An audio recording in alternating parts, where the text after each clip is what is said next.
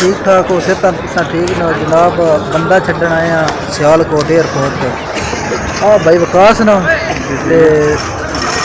जनाब टैक्सी चलाते ना, बहुत ही अच्छे बंदे ने, बहुत ही जड़ा ना जितना आखिए काबिल तारीफ, तो बड़े मुखलस अच्छे बंदे ने।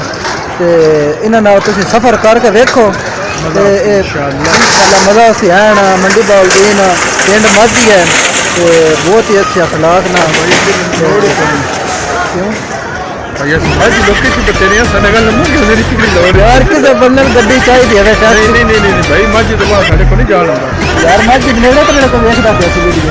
अच्छा हाँ नहीं फिर क्या अगर ठीक नहीं मतलब कॉल करते रहे यार और किसी को गल टीवी तक चला रहे ना इलाज सगा नहीं तकना इस तो ना भाई कम ही देर मर गया 253 रुपये लीटर तेल गवर्नमेंट करते हैं यार किराया ज्यादा लग फिर किराए की भाई गल नहीं होती यार गरीब भी होता है काम कोई कदे को फल की अगर टाइम का लग जाएगा जड़ा मैं जाना तो भाई को क्रॉस नहीं जाना फिर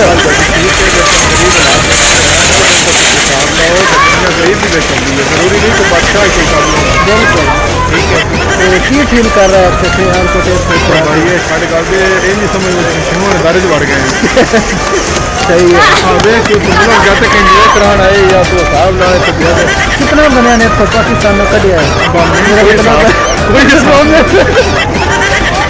बंदा बड़ा खतरनाक है गरीब जानते भी कई ने तो छड़िया भी कई ने सही है। रोंदे जाते दसते जाते हैं मैं तो याद चला प्रदेश से कोई भी ना हो तो समझ आया ना कि तुम हिसाब लाओ ना कि ये दुनिया का एक निज़ाम चलाने वास्ते कारोबार है 1.5 दिन का 10 नाल बिल्कुल डेढ़ में पालने वास्ते 2 में पालने वास्ते माँ ने पुत्र दे सत्तर दे हमने कभी सोचो ना टाइम कट के भाई विकास रांधी ताड़ी जड़े ना दुख दर्द स्टोरी तुम जड़ा ने सुनावा दे इंशाअल्लाह फिर थोड़ी जी शॉर्ट वीडियो तुहाडे वास्ते बनाना पे। अल्लाह सोहना करे जी, अल्लाह याद रखे आमीन।